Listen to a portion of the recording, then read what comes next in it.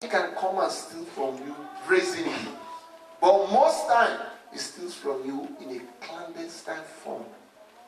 You know, he steals from you using cunning, deception, you know, stealth. You don't know that it's done. And you may never know that they have stolen from you until 4 or 5 years later you want to do something, you don't know that has been stolen since. That is what spiritual pickpocketing is. So, we are going to look at some 10 points here. Just different random points. There could be more, but these are the ones I just came up with. Number 1, all theft is theft. Whether by force or by subtlety. The aim of theft is to dispossess you of what belongs to you. So spiritually, when they want to steal from you, they are coming to try and take from you what God has given to you, what is yours. They want to take it. Today we are going to focus on the pickpocket side, the subtlety involved in what the enemy does. Amen? Like we said, the devil is the enemy, and the Bible calls him the thief and the old serpent. Genesis 3 verse 1. The part A of verse 1. Genesis 3 verse 1. Genesis 3 verse 1. It says, now, that's the part A part. The serpent was more subtle than any beast of the field. So he's going to operate in subtlety. Very cunning, very quiet, very silent. Amen? So, we now know that all theft is theft. The aim is to dispossess of what you have permanently. Now the second point is that spiritual pickpocketing usually occurs unnoticed or undetected. Unnoticed or undetected. When the enemy wants to steal from you with subtlety, you will not know until it is long gone. As we speak here, as we sit here now, there are many of us that have lost so much treasure that we did not even know that we owned. That's because the enemy took it long before we recognized it was ours. Long before we recognized it was ours, the enemy had already stolen it. And we are here wallowing, struggling. Meanwhile, in God's book, He has given you those things. But they have stolen it from us. Okay? Let us read quickly, please. Matthew 13, 24 to 25.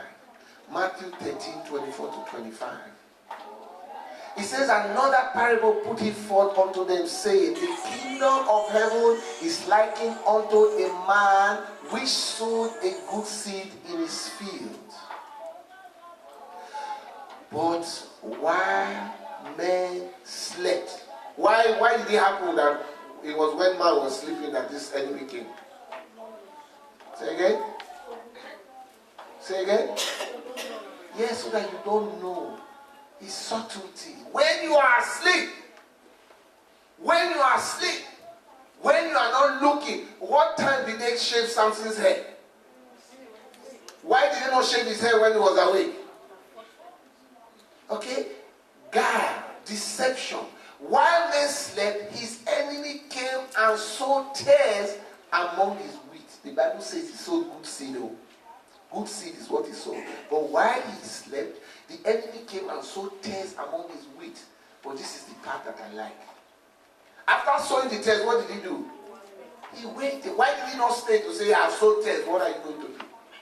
No, because he wants it by the time you notice that he has stolen what is yours, he is long gone. He sowed tares and disappeared. When the man woke up, did he know that he sowed tares? No.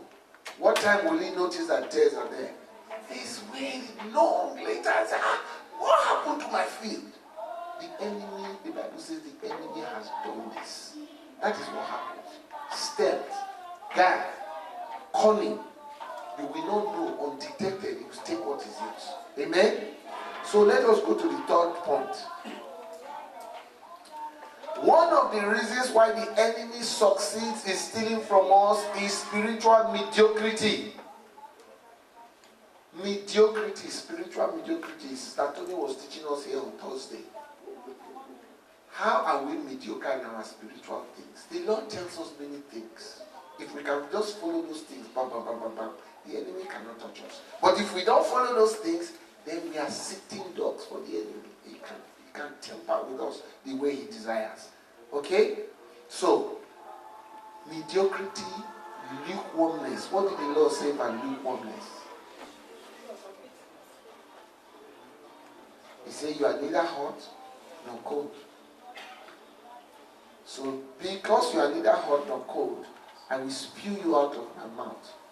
So, somebody who the Lord has spewed out of his mouth, how easy is the devil to attack such a person? It's very easy. Spiritual mediocrity. The Bible tells us in Deuteronomy 6 verse 5, it says, and thou shalt love the Lord thy God with all thy heart, and with all thy soul, and with all thy might. Who in this place can say they love the Lord with all their heart, and all their mind, and all their soul? Who here? We are about 50 here. There is no person who can say, yes, I really love the Lord with all my heart. And all, because when you love with your heart fully, then you begin to do everything he says we should do. But we always serve the Lord half-heartedly. And because we are serving the Lord half-heartedly, we open the door for the enemy to ravage us, to take away things that the Lord has promised us. Deuteronomy 8 verse 18, the A part says, but thou shalt remember thy God, for it is he that giveth you the power to do what? To get wealth. So when you are not serving the Lord properly, the way you ought to, is he happy to give you that power to get wealth? I don't think so. So you are shortchanging yourself. You are opening the way for the enemy to pick your pocket. Matthew 6 verse 33. Matthew 6 verse 33. This is where the cross of the matter is. The Bible tells us, we quote it every day, but we don't know the importance of it. The Bible tells us, but seek ye seek ye first the kingdom of God and his righteousness. And what will happen? I can't hear you. Every other thing will be added unto you. So if you don't seek the Lord first, what happens? Say, I can't hear you. You don't get the things that are meant for you. And when you don't get the things that are meant for you, they have been stolen from you. The enemy will distract you from seeking the Lord first. Why is he distracting you from seeking the Lord first? Because he wants to take what he has promised you. And you don't know. You just continue, walk. You are just walking. Sister Tony was telling us on Thursday here. And by the way, those of you that don't come on Thursday, I'm sorry for you. Because the enemy is pinching your pocket. What you are meant to know, you don't know. And because you don't know, the enemy is having a field day with you. And she was telling us that those that struggle most and pursue money the most, they are the ones that don't get it. Check. If hard work is what brings money, the truck pusher will have more money than every other person. You like to work hard. It's favor. It's the Lord that gives you favor. It's him that gives you the power to get well. It's not about how much you work. And until we come to that realization, the enemy still gives you the impression that there's one shift there, there's another shift there, then I have bills to pay. And you just work, and the enemy is just laughing at you. The Lord says, seek him first. He will give you everything. But we don't really believe that. And the Lord will just give us everything. Seek him first and find out whether he will lie. He says it's not a man that he should lie. My word can never come back to me void, but must fulfill that which I sent it out to do. If he says he will give you everything if you seek him, then seek him and wait for him to do his part. Amen? So we should understand that when we seek the Lord, we will get everything he says. enemy distracts us and we don't seek the Lord, then we don't get what he said, what he promised, and your pocket has been pinched. What is meant to be yours has been taken. Amen? Number 4, spiritual pickpocketing seeks to deny you of your possession and opportunities. Your possession, your opportunities. They just want to take it away from you. Remember, that's one of his missions. To steal, to kill, and to destroy. So to take what is yours, that is all he wants. If he can take it permanently, he will take it. If he can take it only for some time, he will still take it. When Daniel knelt down to pray, the Bible says he was answered immediately. But the prince of Persia did what? He hijacked it. Was he planning to hijack it for only some time? He was planning to take it permanently. It's just that Daniel kept on praying. He kept on praying. He kept on praying until reinforcement was sent and it was released unto him. Amen? Now, 1 Corinthians 16 verse 9 says, for a great door and effectual is opened unto me, but there are many adversaries. 1 Corinthians 16 verse 9. What are the many adversaries doing there? I can't hear you. What do you think they're saying? You think they want to wave you goodbye as you are entering to the door the Lord has opened? They are not there as a guard of honor to escort you into the door. They want to prevent. The Lord God said one thing. He said, I am he that opened it, and no man can shut.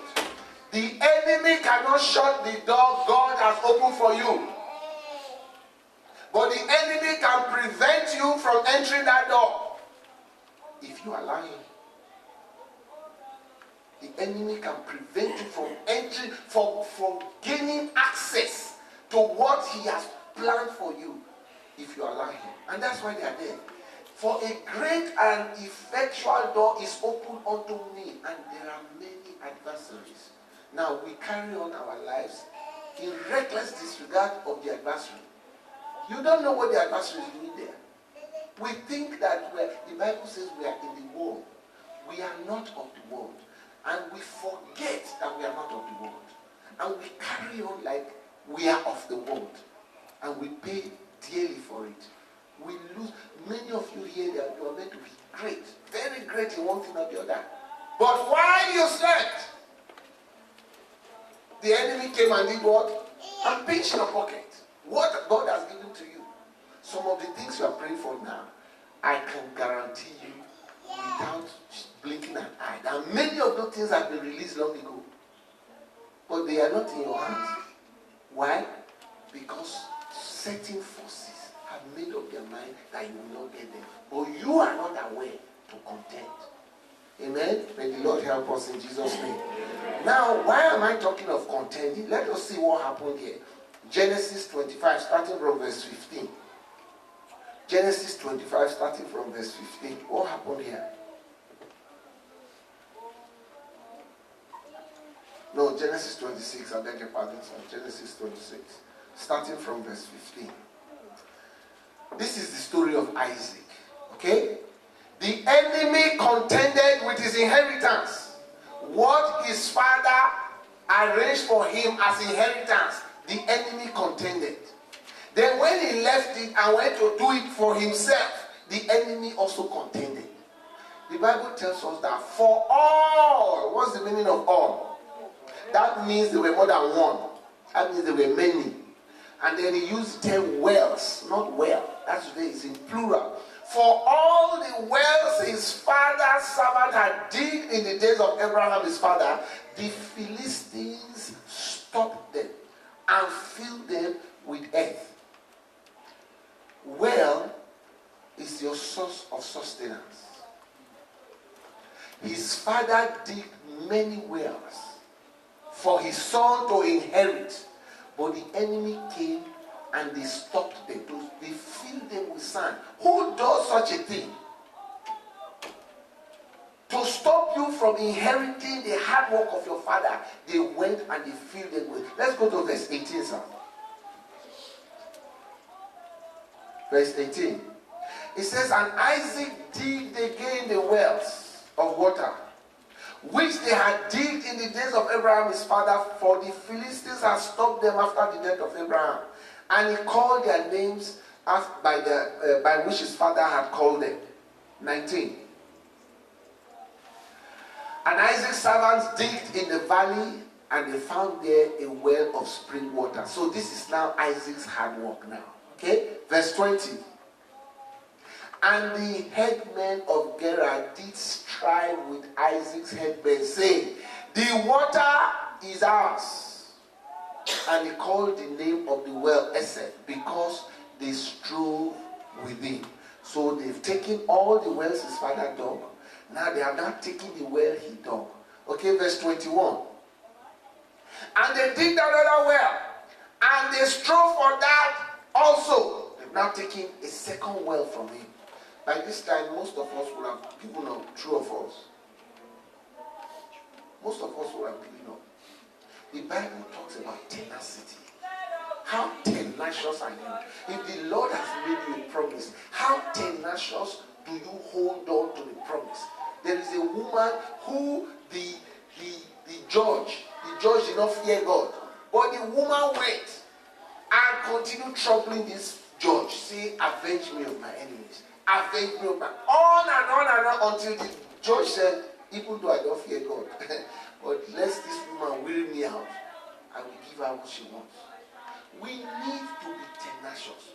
Many of us, the enemy just waylay us once, twice, we just give up. He says it will not work, it's not working, and we give up. Verse 22, sir. He says, and he removed from thence and digged another well, and for that they strove not. Okay? And he called the name of it Rehoboth. I pray that all of you will find your Rehoboth in Jesus' name. So before we move on, we are going to pray one prayer. Where you are sitting down, where you are. The Bible tells us of people that strive against us. Let us talk quickly, please. Isaiah 41, 11b. 11b, Isaiah 41, 11b. I am very particular about this scripture because it's a description of what the Lord says will happen to who is striving with you. 11b says that, and they that strive with thee shall do what? Perish. I can't hear you. Shall do what? Perish. You are going to open your mouth and pray. Where you are right now, say, Father, let all of them that strive with me perish in Jesus' name. All those that are contending with you, things that are yours, things that the Lord has revealed, released to you, they are struggling, they won't let you have it. Commanded to perish. The Lord says they will perish. It's not me that said it, it's the Lord that said it. Let them perish. Everyone contending with you. In the mighty name of Jesus. Thank you, Lord. In Jesus' name we pray. In Jesus' name we pray. Some of you are afraid to pray this prayer. I say you should bless your enemies. That's not what we are talking about. These are people striving, contending with you. The Lord said that their punishment, they will perish. Why? Because they strove with you. So just bring the word of the Lord back to him. Say, Father, you told me that they that strive with me will perish. Do as you have already said. Amen? Amen. Okay, let us move on quickly. Number 5. Spiritual pickpocketing can be theft. It can be diverting of your resources. It can be diluting your resources. It can be denying you of what is yours or your possessions. It can be delaying your possessions. It can be exchanging it. They give it to somebody and they take somebody's own and give it to you. Or it can be polluting it. How many of you know that you can cook a bowl of a pot of rice? Very sweet rice. Very nice. The pot is white, full with rice. But the enemy will come and just throw a few grains of sand inside. Is it still rice? But what has he done? He has polluted your enjoyment of your possession. What is meant to be yours? He has polluted it. When I was in secondary school, my teacher went to buy a car. On his way back, the car somersaulted. Brand new car. It has not even reached his home. The car somersaulted. What has the enemy done? The enemy has polluted that blessing. and evicted the car. They raised the roof up. A brand new car was not, it was polluted. Something that is meant to be a blessing. They didn't say, this guy went to buy a car. The car had not even gotten to his house when he somersaulted. The enemy can exchange what is yours. Mordecai said something. Mordecai told the king, this is what they are planning, this is what they are planning, this is what they are planning. When the promotion came, he went to Haman. There was an exchange that you cannot understand. How did it happen? What happened to Jacob, Israel? He was trying to marry Rachel. When he woke up in the morning, what happened? He was with Leah. And he says, what happened? There has been an exchange. And that is what it is. If you are not careful, the enemy does that in our lives all the time. And you need your spiritual eyes open to recognize what is happening. A job, they are offering you a job. The person before you was on 80,000. When they give the job to you, they just say, this guy is coming. Let's make the job 55K. Let's make the job 55K. What is happening? They have diluted the job. And if you are not aware, you go and you accept it. They have cheated you. They've picked your pocket. So we need to be spiritually alert. Amen? Okay? So that is it. It could be theft. It could be diverting of resources. It could be diluting it. It could be denying you or delaying it or exchanging it or just polluting it. Make sure you don't enjoy it. Amen? Number 6. Spiritual pickpocketing can take place with your active connivance. With your active connivance. You yourself, you don't know that you are joining the enemy to pick your own pocket. You don't know that you are joining the enemy to lose your own possessions. And generally it's by what we say. By what comes out of your mouth. The enemy will get you to say something that will make you to lose your own possessions. Amen? Now, there was a time Rachel stole the father's idols. Okay? And when they were going, they stole the father's idols. And when the father pursued them and said, who stole my idol? Do you know what Jacob said? Jacob said, if you find your idol here with any person, let that person do what? I can't hear you. Let that person die. Because he didn't know his wife had stolen it. Who was the next person to die in Jacob's household? She was the next person to die. She was the next person. She died at childbirth. That is because Jacob opened his mouth to make a pronouncement. And the pronouncement, because the wife stole those things, the pronouncement came to pass. We must be careful what comes out of our mouth. And when Rachel was about to die, do you know what she said? She named the child Benoni, child of sorrow. But Jacob had learned. Jacob had learned that you don't put your mouth to talk rubbish. He just cancelled that name. This boy is not Benoni. He's what? He's Benjamin. So we should be careful what comes out of our mouth. There was a guy named Jabez. And they called him Jabez because he was born in sorrow. Until Jabez recognized that, my life is not good. And he cried to God, saying, Lord, turn this my life around. And the Bible says, and the Lord answered him. So we connive with the enemy with what we say. Your son is talking to you. You say, look at him, idiot. He will not be well with you. You don't know what you have done. You don't know what you have done. You have opened the door for the enemy to steal that boy's future.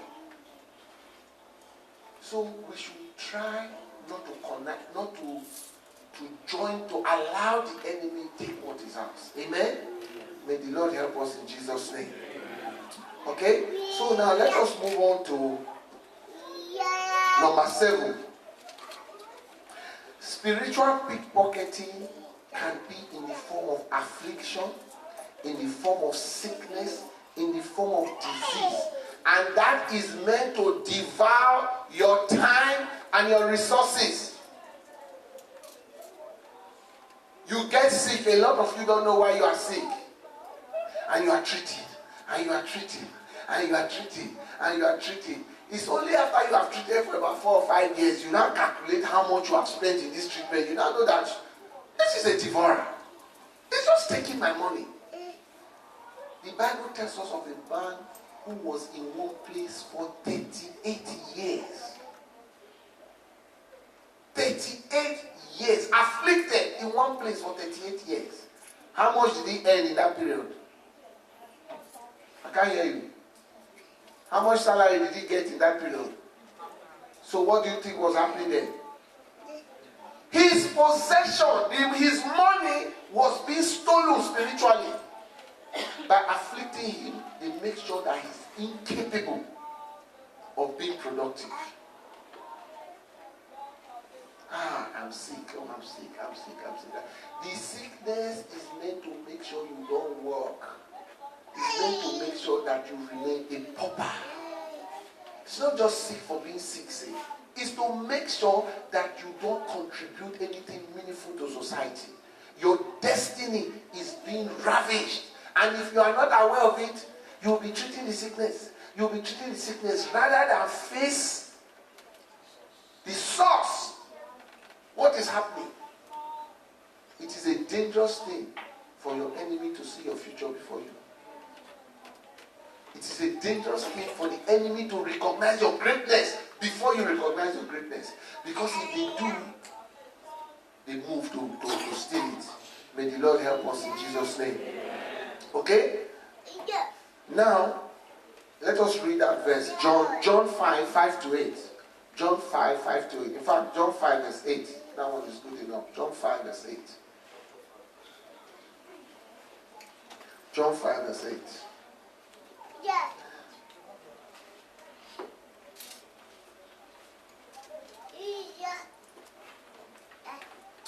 Okay. John 5, verse 5, please. Let's read verse 5.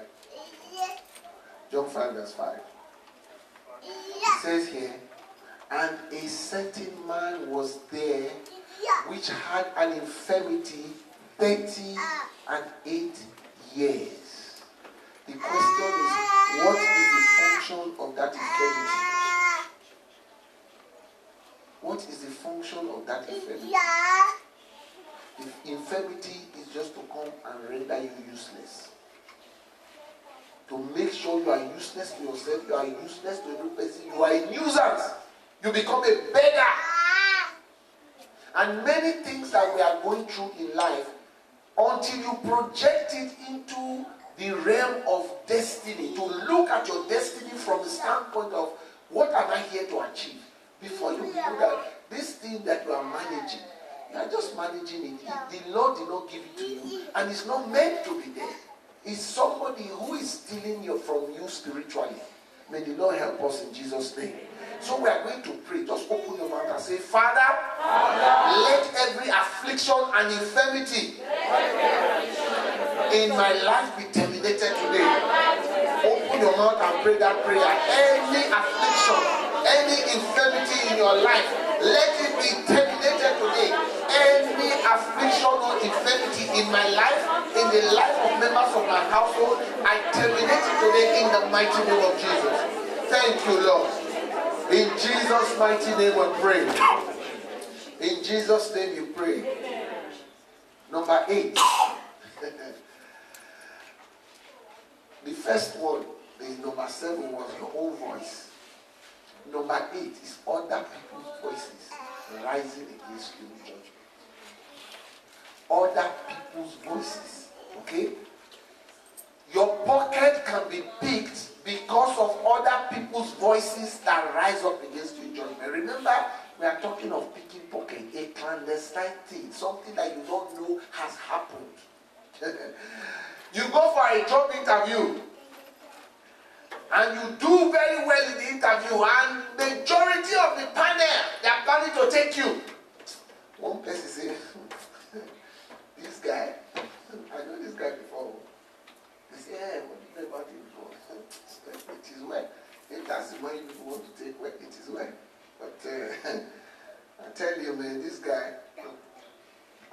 for me, I can't work with him. I don't know about you people, but it's up to you, Sha.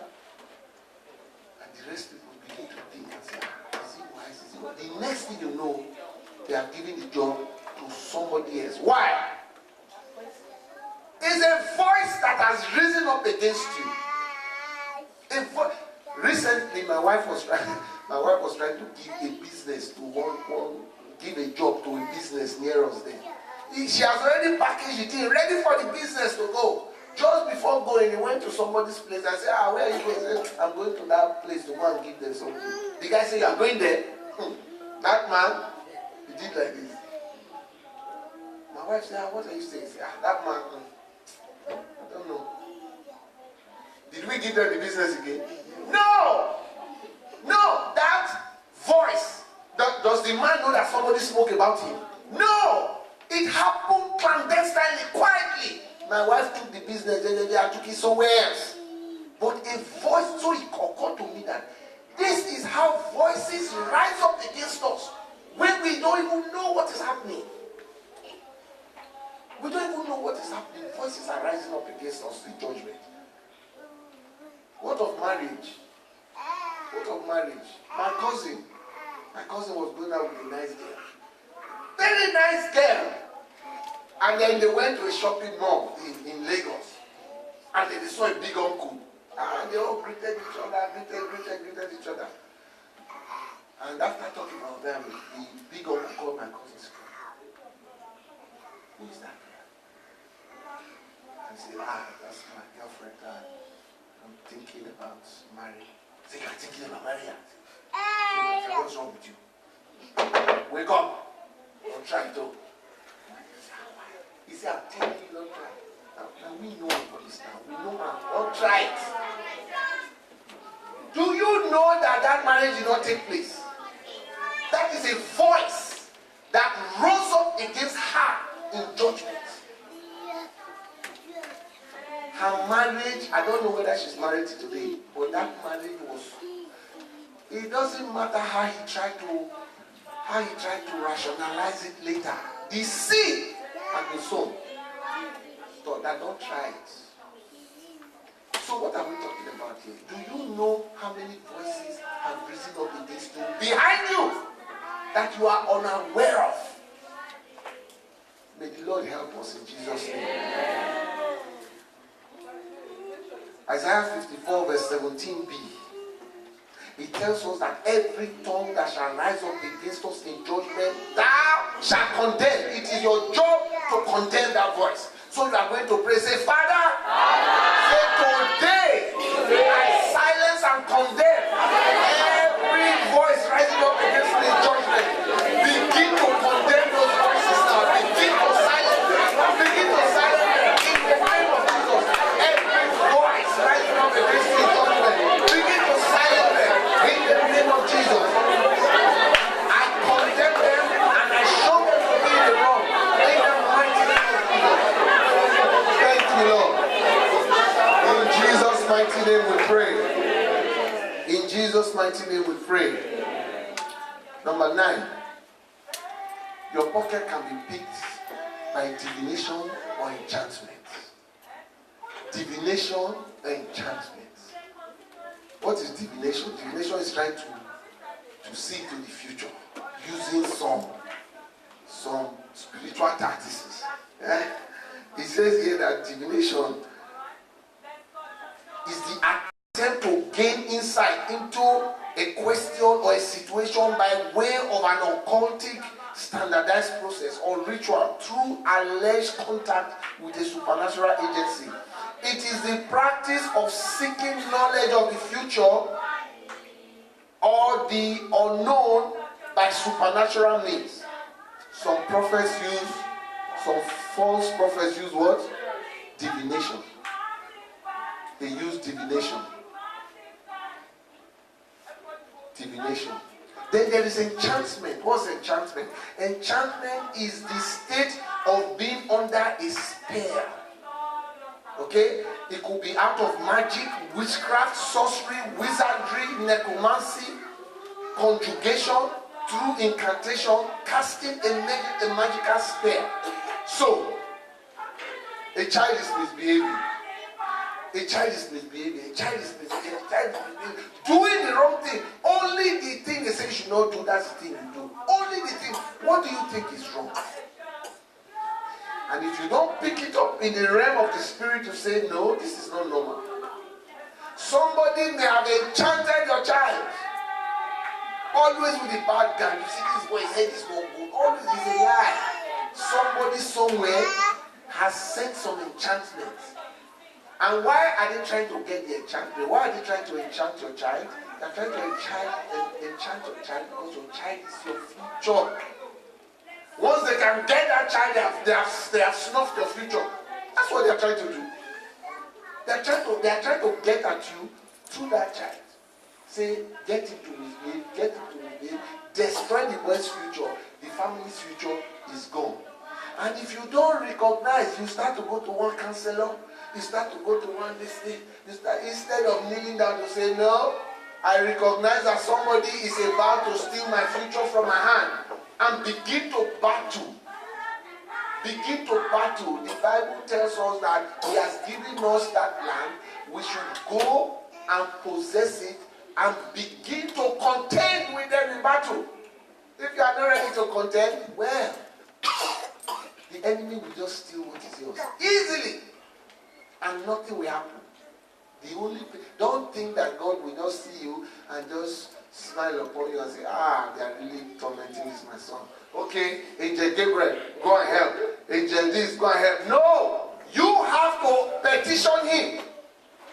Then he will say, you go and deliver him. Amen? Until you do that, you are wasting your time.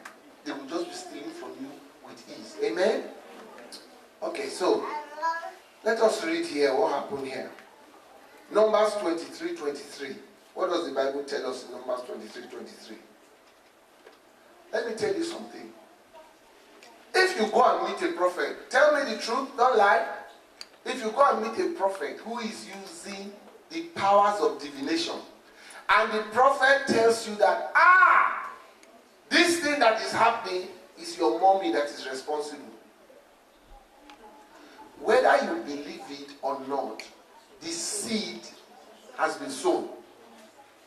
The next time you go home, when your mom will prepare your best rice, you say, no, I've eaten somewhere. Why are you doing that? You are doing that because you are not sure again. I know of a man from 1990 till now, he has not seen his mom. That's how many years? And his first son, 27 years. They have bewitched him and used divination to turn his face away from his mom. Now the reason that is happening is that the woman is now old. At 90, her future had been stolen. The son that he has trained all these years, he does not even look at her, does not even come to see her.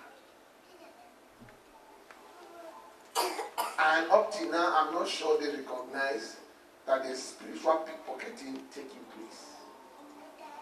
If you don't recognize, it will happen so clandestinely, and you will just suffer for nothing. Deuteronomy 23:23 says, surely there's no enchantment against Jacob. Neither is there any divination against Israel. Surely you are going to open your mouth to pray. You say, Father, every divination or enchantment against me and against my household is hereby terminated in the name of Jesus. Begin to terminate every divination, every enchantment against you, against your household, against your loved ones. Begin to terminate it right now in the mighty name of Jesus. We terminate it right now in the mighty name of Jesus. We terminate it. I terminate it in the name of Jesus. Thank you, Lord. In Jesus' name we pray. In Jesus' name we pray. Okay, number 10. Spiritual pickpocketing uses suggestions and whispers to cause doubts and fear. Suggestions and whispers to cause doubt and fear. How did Eve fall? How did Eve fall? He said, has God said? you should not eat this. It's now suggested to you that it may not be true, all these things they are saying. That the Lord does not want you to be wise, so that's why you begin to doubt what the Lord has told you. There are many of you here, the Lord has made you promises. But the situation you are facing now make those promises to look like a lie. You begin to doubt what the Lord has promised you. All these suggestions that cause doubt. Doubt will kill your faith. True or false? Fear will kill your faith. True or false? And the Bible tells us that when your faith is gone, without faith it is what? And because it is impossible to please God, the enemy will take what the Lord has for you. What the Lord has promised you, the enemy will just divert it to their devil.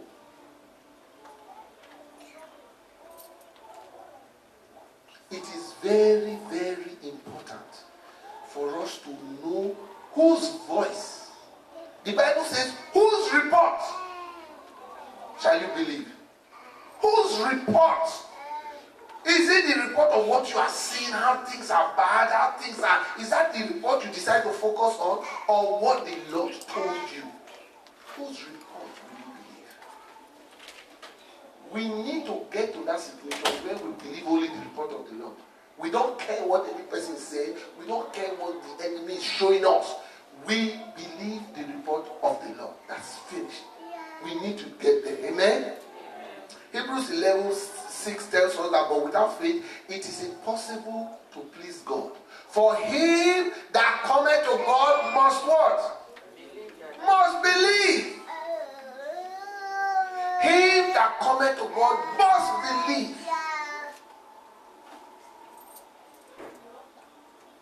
He must believe that he is. And that he is a rewarder of them that diligently seek him. So if you, talking of what we were discussing here just now, about serving God in a mediocre fashion. He says he will reward those that diligently do what? Diligently. So if you seek him in a mediocre fashion, if the enemy distracts you and you seek him in a mediocre fashion, you are not going to get what he has promised you. So the enemy has indirectly stolen what the Lord promised you. It is not manifesting in our lives because we are serving God in a Mickey Mouse fashion at our convenience. If it snows, oh no, we can't go because it's snowing. Really? But you can go to work because it's snowing. You still can go to work because it's snowing. Or if you fall down and you break your hand as it's snowing, you will still enter the snow and go to the hospital. But when it comes to church, coming to worship God, it's the weather is bad. The Lord will understand. Really? You know, until we become sold out to God completely, we miss all the promises he has for us. And then we suffer unduly. It is all our fault. It is because we have not recognized that the enemy is playing with what is up our heads. We are listening to the report of the enemy rather than the report of God. May the Lord help us in Jesus' name. Okay?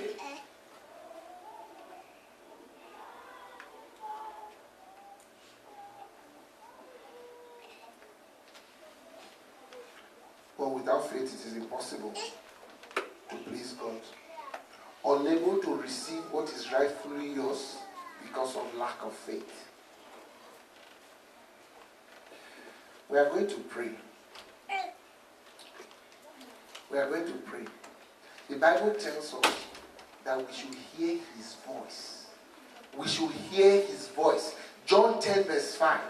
John 10 verse 5 tells us that, and a stranger they will not follow, but we flee for him, for they know not the voice of stranger. Children of God, listen to the voice of God. Learn to know the voice of God. Do not follow the voice of the enemy. So we are going to pray. We are going to say, Father, I silence every satanic voice. I silence every satanic voice. And satanic suggestion in my life. In Jesus' name. Begin to pray that prayer. Every voice, every satanic voice that is coming to you, that is not of God, any voice that is not of God, begin to silence it right now in the name of Jesus. Begin to silence it right now in the name of Jesus. Begin to silence it right now in the name of Jesus. Every voice that is not of God, that is suggesting things to you, silence it today in the name of Jesus. Silence it in the name of Jesus. Thank you, Lord. In Jesus' name we pray. In Jesus' name we pray. There was a man in Benin. He just came one day and told his wife to pack away and leave the house. He said, I'm packing away. He said, no, pack away. If I come and I meet you in this house again, there's trouble. He said, trouble. As he was talking, the man went and brought a cutlass. So when the wife saw that it has reached that level, she packed and left. Many months passed until one day they started praying for the man. They started praying for the man. They prayed. Why did they not pray at the beginning? It took months, so long, until they started praying. Somebody said this thing might be spiritual. Until they picked it up. When they finished the prayer, the man said, okay, where's my wife? They said, which wife? They said, your wife has left yesterday. He said, what? Left to where? What happened? They said, your wife has gone to so. He went to beg his wife. What are you doing here? Come back. What happened? He had no clue what happened. Because he had been manipulated. They had sent voices to him that spoke to him to drive his wife. We need to be sensitive in the spirit and pick up these things in the spirit. Otherwise, what the Lord has given to you, you will lost it. Amen? So in conclusion, it tells us here that we have over the years lost so much possession and position to the spiritual pickpockets. Some we are aware of, and some we are not aware. There are many things that we have lost now that we are not yet aware. Until we need them, we are not yet aware.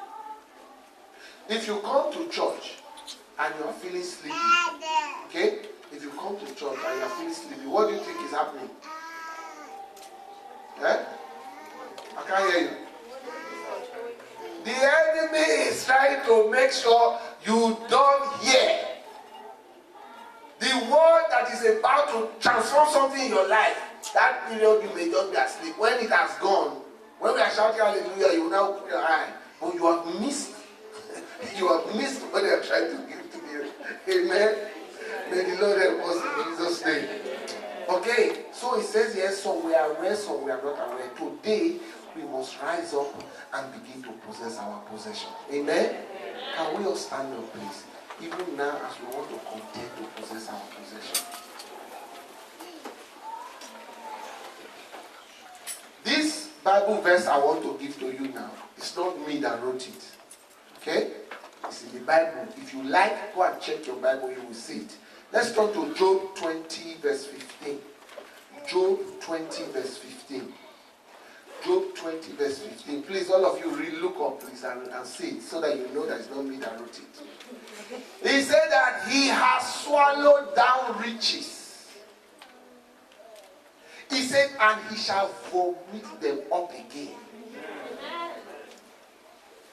A lot of you don't know that you have lost things. You know there is a certain happiness in ignorance. There's a certain bliss in ignorance. I just happy here. I just thank God. I have my small car here. I have my little house here. You don't even know what the Lord has in store for you. You are just content in ignorance. He says that he has swallowed up riches and he shall vomit them up again. God shall cast them out of his belly. Children of God, you are going to open your mouth. Say, Father, today, cause the enemy to vomit up all my riches that he has swallowed in the name of Jesus. Begin to pray that prayer. Cause the enemy to vomit every riches that he has swallowed from me in the mighty name of Jesus. Let the enemy vomit everything that he has stolen from me. Every riches he has stolen from me. Let them vomit them in the name of Jesus. Let them vomit them in the name of Jesus.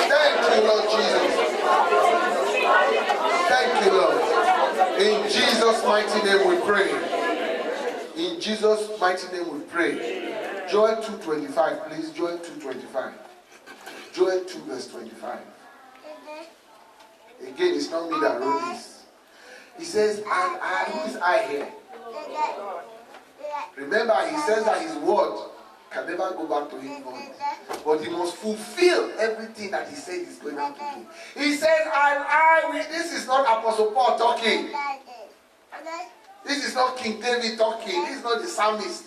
This is God himself. And I will restore to you the years that the locust has eaten, the cankerworm, and the palmerworm, and the caterpillar, and my great advocate said among you. Children of God, we are going to pray. We are going to say, Father, please restore unto me all the years and all my possessions that the enemy has stolen from me. Begin to pray for restoration right now. All the years that the enemy has stolen, all the possessions that the enemy has stolen, let the Lord restore unto me in the mighty name of Jesus. Father, restore unto me, O God, in the mighty name of Jesus. All the years that the enemy has stolen, all the possessions that he has stolen, Father, from me, from my household, Father, restore in the mighty name of Jesus. Thank you, Lord Jesus. In Jesus' mighty name we pray. In Jesus' mighty name we pray. Father, we thank you for your word and this word. We appreciate you. We thank you because you want to set us free. Father, every prayer that we have prayed here today, Father, answer. Amen. Everyone that has called on you to restore, Father, restore. Amen. Everyone that has called on you for one thing or the other, Father, answer them. Amen. That your name and your name alone be glorified. Amen. And when we give you all the glory, for in Jesus' mighty name we pray. Amen. Praise the Lord. Hallelujah. Okay, let's prepare.